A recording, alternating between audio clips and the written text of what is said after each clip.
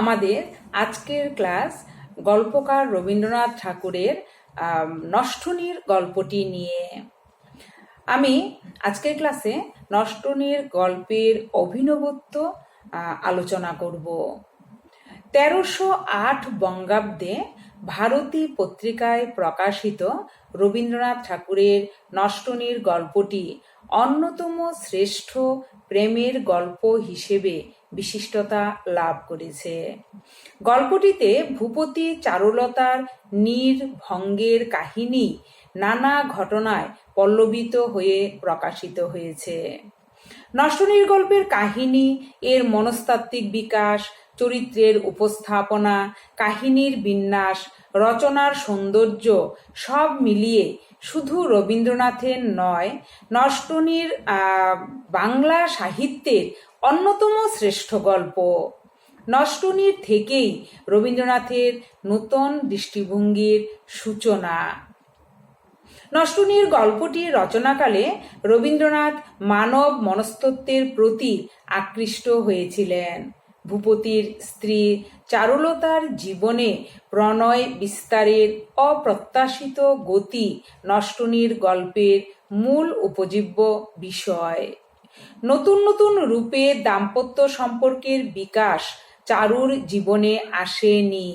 গল্পে রবীন্দ্রনাথ চারুর জীবনে কোনো অভাব না থাকার মধ্যেও তার অবচেতন মনের রিক্ততার আভাস দিয়েছেন। চারুলতা তার জীবনের রিক্ততাকে দূর করার জন্য তার সমবয়স্ক দেবর অমলের সঙ্গে নানা প্রকার স্নেহ মধুর সম্পর্ক সৃষ্টি করে নিজের শূন্যতাকে ভরে তুলতে চেয়েছে। ভূপতির উপেক্ষার অন্তরালে অমলকে কেন্দ্র করে চারুর জীবন পিপাসা যেভাবে মুক্তি খুঁজেছে, তার মধ্য দিয়েই নষ্টনীড় গল্পের সামাজিক সমস্যা ও মনস্তাত্ত্বিক জটিলতার শুরু।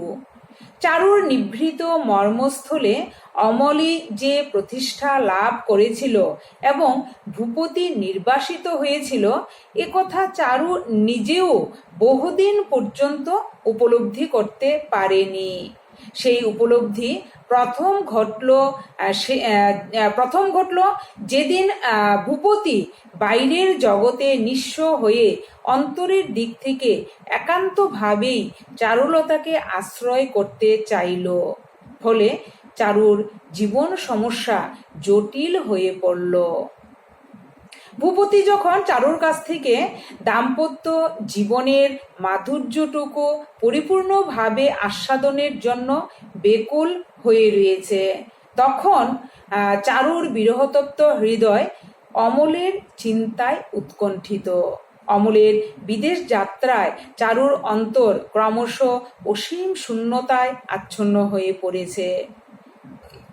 আলোচ্য গল্পটিতে ভূপতির অন্তরের যে বেদনা প্রকাশিত হয়েছে, তা চারুর বেদনার চেয়ে কোনো অংশে কম নয়। মানব চরিত্রের এমন বিচিত্র রূপ রবীন্দ্র সাহিত্যে নষ্টনীড় গল্পের আগে এর এত স্পষ্ট করে কোথাও ব্যক্ত হয়নি। সম্পর্কের বাধা নিষেধ লঙ্ঘন করে যে প্রেম চারুর জীবনে এসেছে, রবীন্দ্রনাথ তার কোনো পরিণতি দেখাননি। উপসংহারে চারু আর ভূপতির তীব্র মর্মদাহ ছাড়া আর কিছু নেই। রবীন্দ্রনাথ কোথাও কোনো সমাধানের চেষ্টা করেননি। শুধু মানুষের অন্তরে যে অগ্নিদাহন তিলে তিলে তাকে নিঃশেষ করে দিচ্ছে, তারই স্বরূপ উন্মোচিত করেছেন আলোচ্য গল্পে। চারুলতা নষ্টনীড় গল্পের সবচেয়ে গুরুত্বপূর্ণ চরিত্র এবং প্রধান চরিত্র। তাকে কেন্দ্র করেই সমগ্র গল্প প্রথম থেকে শেষ পর্যন্ত আমরা দেখি আবর্তিত হয়েছে। ভূপতির সঙ্গে চারুর বিয়ে হবার পর সুমধুর সম্পর্কে তাদের দাম্পত্য অতিবাহিত হচ্ছিল। সংসারে তার করণীয় কিছুই ছিল না। ভূপতির অর্থের প্রাচুর্য ছিল, ফলে ঘরে দাস দাসীর অভাব ছিল না। গল্পকারের ভাষায় চারু ফল পরিণামহীন ফুলের মতো পরিপূর্ণ অনাবশ্যকতার মধ্যে পরিস্ফুট হইয়া ওঠাই তাহার চেষ্টা শূন্য দীর্ঘ দিনরাত্রির একমাত্র কাজ ছিল। এই কারণেই পত্রিকার কাজে উমাপদ যোগ দেওয়ার পরেই চারুর সঙ্গিনী হিসেবে মন্দাকিনীকে ভূপতির বাড়িতে আশ্রয় দিতে হলো। বুদ্ধিবিদ্যায় মন্দাকিনী চারুর সমধর্মী না হলেও আলস্য শিথিল মুহূর্তের সঙ্গী হিসেবে সময় কাটানোর পক্ষে উপযোগী ছিল। ভূপতি পত্রিকা ও রাজনৈতিক আলোচনা এবং ক্রিয়াকলাপ ইত্যাদিতে ব্যস্ত থাকায় স্বামী স্ত্রীর যৌবনের প্রথম যে প্রেম উন্মেষকাল সেটা অবচেতন অবস্থায় কেটে গিয়েছিল। তবে চারু পাঠাভ্যাসের জগৎকে বেছে নিয়েছিল। ঘটনাক্রমে ভূপতির পিস্তুত ভাই অমল ভূপতির বাড়িতে থেকে কলেজে পড়ত। চারুর পড়ার সঙ্গী ছিল অমল। এই পড়াশোনার সূত্রে উভয়ের নৈকট্য সখ্য এবং চারুর রুদ্ধ মনের দ্বার উদ্ঘাটিত হয়েছিল। সাহিত্যকে সে ভালোবেসেছিল। অমল তার সাহিত্যপ্রীতির দীক্ষা গুরু। চারুর অনুরোধেই অমলের লেখনী ধারণ, প্রতিপত্তি এবং সেই সূত্রেই চারুর সাহিত্য জগতে প্রবেশ। চারুর অবসরময় জীবনে বলা যেতে পারে ক্লান্তি কমে গিয়েছিল অমলের সান্নিধ্যে ও সাহিত্যের প্রতি তার আকর্ষণে। অমল যেন চারুর আবিষ্কার, অমলের উপর তার একার অধিকার, এখানে অন্য কারুর প্রবেশের অধিকার নেই। মন্দা চারুর প্রতি প্রসন্ন হওয়ায় কাঁটা বিদ্ধ চারুর মনে। এছাড়াও অমল ও চারুর ছেলে মানুষই লেখার পর্ব পাঠক সমাজের কাছে চলে আসা চারুর পছন্দ হয়নি। তাদের স্বপ্ন ও কল্পনার তৈরি জগৎ সম্পূর্ণ যেন তাদের, এর বাইরে আর কিছু চায়নি চারু। তাদের কল্পনার বাগান ও সরোবরের মতোই তাদের সাহিত্য বাসর, এতেই চারুর তৃপ্তি ও পূর্ণতা। তাই অমলের নানা শৌখিন আবদার মেটাতে এতটুকু কার্পণ্য চারুর ছিল না। কিন্তু অমল চলে যাওয়ার পর চারু দেখলো সর্বত্র ছড়িয়ে রয়েছে অমলের স্মৃতি, আর এই স্মৃতিকে আঁকড়ে ধরে থাকতে সে চেয়েছে।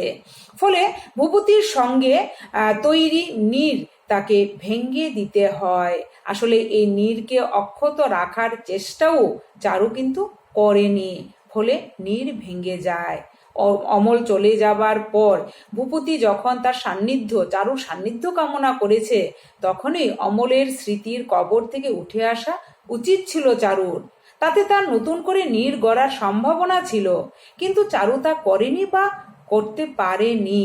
ফলে চারু অবলম্বনহীন হয়ে পড়েছে। তখন গল্পকার এইভাবেই চারুর একাকিত্ব ও তার অসহায়তার চিত্র গল্পের মধ্যে এঁকেছেন। ভূপতি চারুলতার নির্ভাঙ্গার কাহিনী নানা ঘটনার মাধ্যমে পল্লবিত হয়ে প্রকাশ পেয়েছে নষ্টনীর গল্পটিতে। গল্পের প্রথমেই একটি ধনী পরিবারের মধ্যে একটি সুষ্ঠু নীড় ছিল, যেখানে সুখ ও স্বস্তি দুই বর্তমান ছিল। ভূপতি পূর্বপুরুষের সঞ্চিত অর্থে সন্তুষ্ট থাকতে পারেনি, তাই সে আমরা দেখি যে নতুন করে কিছু করতে চেয়েছিল। সে আধুনিক মানুষ, সমাজ সচেতন ও সময় সচেতন একজন মানুষ বা পুরুষ। ভূপতি নিজস্ব স্বাধীন মতামত প্রকাশের জন্য একটি পত্রিকা বের করেছিল। এর জন্য ব্যস্ততার কারণে সে তার সদ্য যৌবন প্রাপ্তা স্ত্রী চারুর দিকে বেশি নজর দিতে পারেনি। অথচ লেখাপড়া বা সাহিত্য চর্চার প্রতি স্ত্রী চারুর যে বিশেষ ঝোঁক ছিল তাও তিনি জানতেন। তাই তার পিস্তুত আধুনিক সংস্কৃতি সম্পন্ন ভাই অমলকে চারুর বিদ্যাচর্চার সহায়ক হিসেবে গ্রহণ করেছিলেন। ভূপতি তার পত্রিকার মধ্যে সম্পূর্ণ নিমজ্জিত ছিল। অমলকে পত্নীর বিদ্যাচর্চার দায়িত্ব দিয়েই ভূপতি নিশ্চিন্ত ছিলেন। স্বামীর বিশ্বাসের জগৎ, ভাবনার জগৎ থেকে অমলের আমরা দেখি যে সাহিত্য সংস্কৃতিময় আধুনিক জীবনের আশ্বাসে চারুর মন ভরে উঠেছিল। সাহিত্যের সঙ্গে সঙ্গে অমলের নির্মল ছেলেমানুষি ভরা মনের সান্নিধ্য চারুকে আকুল করে তুলল। অমলের মধ্যে চারু আবিষ্কার করেছিল এমন এক পুরুষকে যার জন্য তার অন্তরতম কোণে আকাঙ্ক্ষা ছিল, অথচ যার সন্ধান সে নিজেই জানতো না, যার খবর সে নিজে অনেক পরে পেয়েছে। একটু একটু করে তার নিকট সান্নিধ্যে আসার পর তার আকাঙ্ক্ষার যে ভুবন, সে ভুবনটির সন্ধান চারু পেয়েছিল। সাহিত্যের সঙ্গী হিসেবে অমলের প্রতি চারুর কৃতজ্ঞতা ছিল। কৃতজ্ঞতা থেকে ভালো লাগা, ভালো লাগা থেকে ভালোবাসার সৃষ্টি হলো। একই সঙ্গে সাহিত্য চর্চা করলেও দুজনের মনের গতি ছিল ভিন্ন।